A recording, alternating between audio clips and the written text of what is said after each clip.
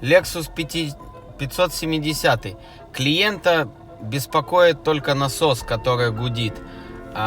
Мы поменяли насос в баке, и как оказалось, банально, представляете, не хватает бензина, хотя ездит на газу.